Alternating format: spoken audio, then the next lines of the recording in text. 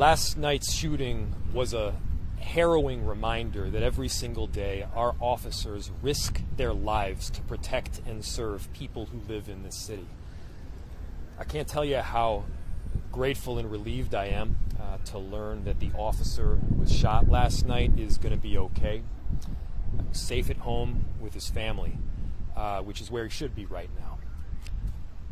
Every single day, officers, they get up in the morning or go into work at night, and they put on the badge that they do and they wear the uniform that they do to make the city a better and safer place. And so many of the circumstances that they approach on a daily basis are extraordinarily dangerous. This is one prime example of that.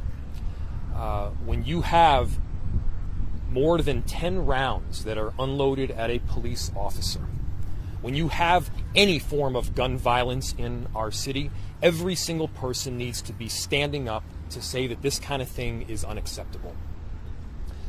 Obviously, the officer that was shot is going to take some time to recover. And here's the thing, it's not just this officer that is impacted. It's a whole community. It's this officer's family. And you better be damn sure that when he comes back to work, he's going to have a wife, he's going to have a partner and a family that is very concerned about him. Probably won't sleep that night. These are human beings that are stepping up to run towards danger when so many of the rest of us would run in the opposite direction. I want to say a big thank you to our entire police department for the work that they do to keep people safe. I want to thank this particular officer and the others that were involved for their courage and their heroism in making sure that perpetrators of these violent crimes are held accountable.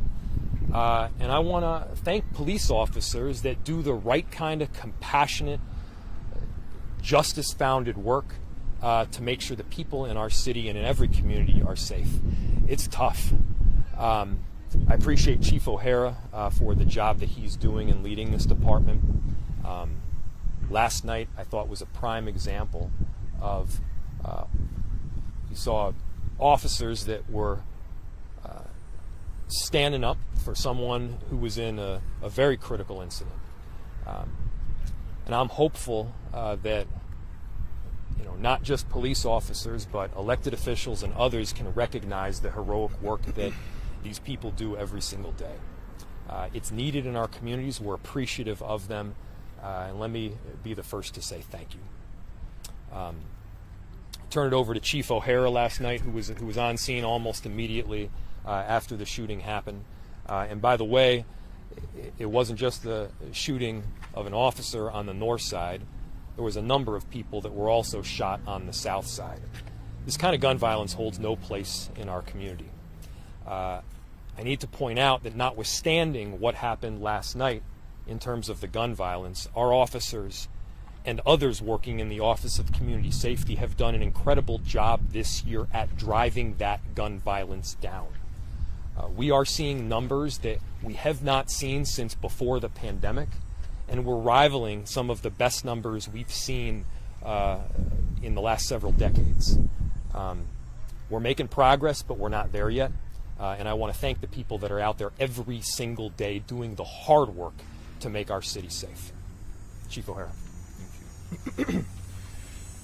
Good afternoon. My name is Brian O'Hara, BRIANO''HARA. I am the Minneapolis Police Chief. Thank you, Mayor. Thank you for your support last night, and thank you for everything that you do to support our officers. I've been a police officer for 23 years. I've been in Minneapolis, and I've been a Minneapolis police officer since November 7th of last year. And coming into this city, I was kind of surprised at the level of gun violence that happens here. Last year in particular, we literally had hundreds of more people shot, victims of gun violence in this city than in the city that I come from, which is certainly one that has had a reputation for violence for decades. So one thing that has always been on my mind, and one thing that I've always been terrified to hear, is the call that I heard last night.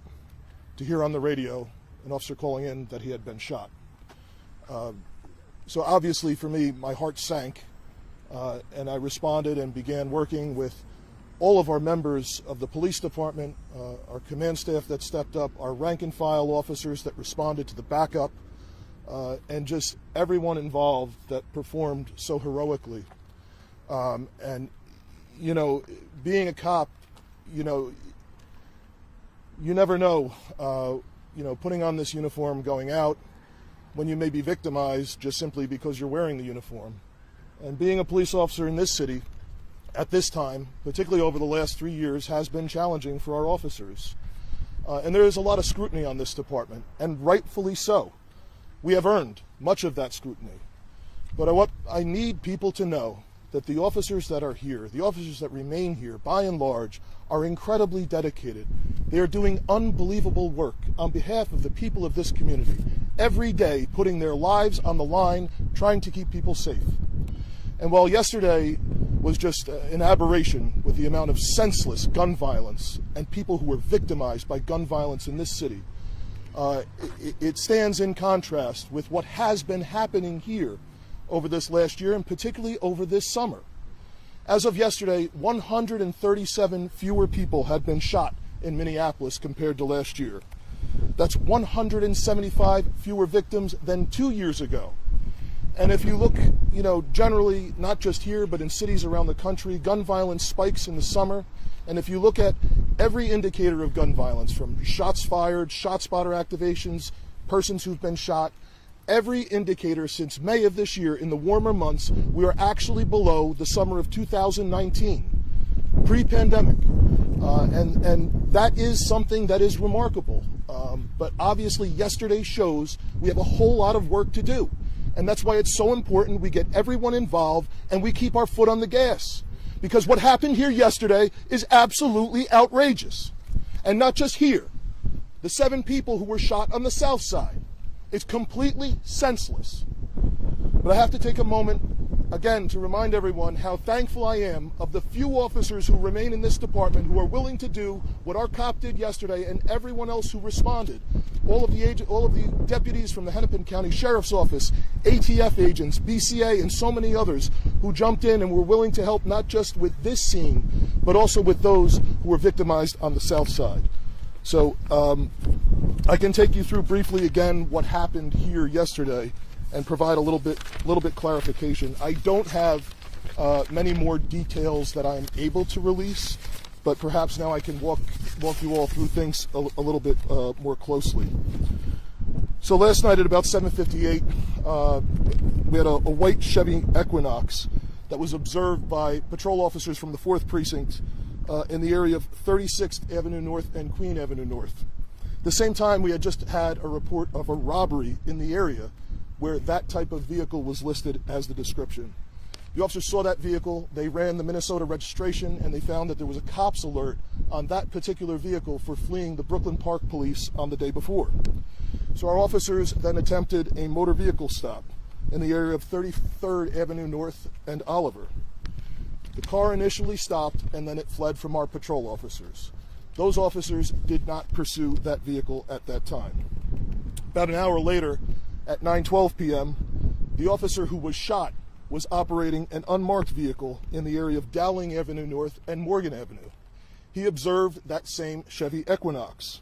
He was able to follow behind that vehicle for about a mile while calling for additional officers and MARC units to help try and conduct a motor vehicle stop. He thought he was following undetected. He came to the area of 42nd Avenue and Colfax Avenue North, which is 1 block parallel behind us. And the suspect vehicle, that white Equinox, began traveling north on Colfax towards Weber Parkway here. And if you'll notice, Colfax area, there's a curve in the road and then there's a hill crest. The officer lost sight of the vehicle, and as he came around the curve and then over the hill crest, all of a sudden he began receiving incoming automatic gunfire. The officer came down, after being shot, came down to this corner, made a left turn going west on Weber Parkway, where he stopped at the next traffic light, where backup officers then took him out of his car and to the hospital. The suspect vehicle, we believe, made a right on Weber Parkway and traveled down to Lyndale and 42nd Avenue, where backup officers then immediately intercepted that car. Backup officers again began following this car in an unmarked vehicle, which they believed was undetected. They waited for additional officers to respond and then attempted to conduct a motor vehicle stop in the area of 35th Avenue North and Emerson Avenue. When they put the emergency lights on and the sirens, that vehicle then fled. Vehicle pursuit was initiated and continued with the help of deputies from the Hennepin County Sheriff's Office. It was pursued to the area of 21st Avenue North and Upton Avenue North, where the suspect vehicle lost control during this high-speed pursuit and crashed into a parked vehicle. At that time, individuals were taken into custody. 2 adult males, 1 adult female, and 1 juvenile male were apprehended. 1 adult male was received an injury after being bitten by a canine from the Hennepin County Sheriff's Office during the apprehension process. 3 males were transported to the hospital to be treated for injuries. The officer in question was transported by police officers to North Memorial Medical Center. He's a 7-year veteran of the department, where he's assigned to the 4th Precinct Community Response Team. He received a gunshot wound to the back in the area of his shoulder. The officer was wearing his department-issued ballistic armor. However, that particular area of the body is not covered. Thankfully, he was in stable condition. I saw him in the hospital. He was immediately talking. We were able to get loved ones to the hospital to be with him, and then he was discharged, thankfully, last night. Are there any questions regarding this incident? The mayor says he has a wife. Does he have children? He has a daughter, yes. How old is he? It's a child. No, how old is the officer? Oh, the officer, I don't have his age. Just 1 wound? Just 1 wound, yes. Will you be releasing his ID anytime soon? I'm not releasing his ID. Chief, last night you described this as an ambush multiple Yes. times. Can you describe any of the evidence that... Yeah. Elaborate a little bit? Yeah, I mean, if you see the situation, if you see the setup here, and if you can come by here at night when it's really dark, you can tell this is the perfect scene for, coming around the curve and then being surprised by gunfire. So we believe, our officer believed that he was not detected. I cannot say whether the suspects in the vehicle believed he was the police or believed he was someone else. But it's clear from what happened that they were trying to kill whoever was in that car. But I can't say whether or not they thought it was the police or whether they thought it was someone else that was following. Is it clear if the suspects fired from that Chevy Equinox or from I cannot outside? confirm that. Yeah, I cannot confirm whether it was from inside the vehicle or from standing outside of it. We don't know who fired the shots of the individuals that are apprehended. I cannot release that at this time. Everybody in that car arrested, though? We believe so, yes. We have 4 persons in custody. So everyone that was in the car at the time of the vehicle crash, yes, is in custody. And there was a gun recovered from that vehicle, and we're also doing a search warrant on that vehicle to see what else may be in the vehicle. So obviously, the ATF was here with us last night. We'll be expediting ballistic testing to determine if the casings that were recovered here are a match to the particular gun that we have. The gun that we recovered from this vehicle is what's commonly referred to as a ghost gun. It's an unserialized firearm. It's something that's been problematic, particularly on the West Coast and a little bit more so in the Northeast, but not something that we've seen so much here. However, the increase of those types of weapons are increasingly common. You talked about it being automatic gunfire. Yes. Is there a modification to that gun? Can you talk about I it? cannot confirm that at this time. However, that is possible, and it was certainly automatic gunfire from the audio that we have of the gunfire. When the car was pulled over the first time, before you said it left the scene again, did the officers have a chance to talk to the people in the car, or did... Can you say that a little louder? I'm sorry. The car was pulled over originally, and then it took off Yes. again. Did the officers have an opportunity to talk to them at No, they any did point not. there? No. And later on, you said it was a high-speed chase. Do you know about how fast they were going? Speeds up to, I believe, 75 miles an hour at times. Yeah. And when the crash occurred, I reviewed the dash cam myself of the accident, And when the crash occurred, there was a vehicle in the intersection, and the suspect vehicle was swerving to try and avoid that vehicle and crashed into a parked car. There's a Facebook post going around about a 16-year-old who was possibly inside that vehicle, was violently beaten allegedly by police, shattered skull, broken bones. Are you aware of that? Could you comment on that incident? I am aware of that. You know, I can tell you I observed the video of the apprehension. This was a violent accident. As many folks know who live in this neighborhood, we have way too many people who are driving around completely recklessly, particularly in stolen cars and vehicles that are fleeing from the police. And I can tell you, if you engage in activity where you are fleeing from the police at speeds up to 75 miles an hour, it is a risk that you may get injured in an accident. And even aside from that, there are far too many instances that I have seen in this town where we have juveniles, kids as young as 11 and 12 years old, that are in cars like this, not even running from the police, that result in horrific accidents. So I am aware of that. I saw what happened. I can't tell you where that person was positioned in the vehicle at the time of the accident because I don't know. But I do know that that particular person, the juvenile, wound up coming out the back door on the driver's side of the car head first after the accident. Yes. And I did not observe any police officers punching, kicking, striking, anything like that. So the force and all that will remain under investigation, and I do plan on bringing in, community leaders to review the video and answer questions that they have.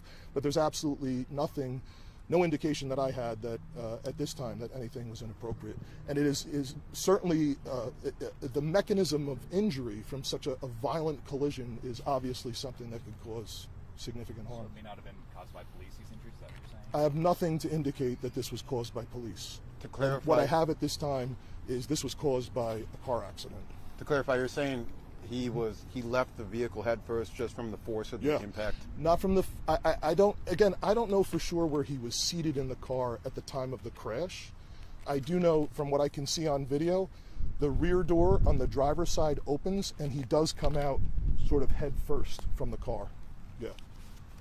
I'm not saying that the fall is what caused the injury. I'm saying the collision itself would likely have caused an injury, and who knows where he could have been positioned at the time of the crash. Does MPD investigate all of this investigation? This isn't handed over? Yeah, there was no discharge of firearms by police officers, and the victim in this case just happened to be a Minneapolis police officer. But again, I don't even think, I can't say for sure that they thought this was the police.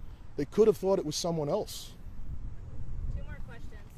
Chief, why was your officer in an unmarked vehicle? Are they assigned to a special detail? There was a special detail yesterday that involved multiple agencies. They were a part of that.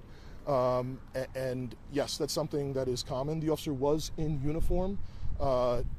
But it's, I think, what you might refer to as a soft uniform. It's those blue T-shirts that have the Minneapolis police patches on both sides, and then the standard Minneapolis police ballistic vest that goes over it, that has the badge and the nameplates. But I don't think someone could have even seen the uniform from inside the car. The windows are tinted.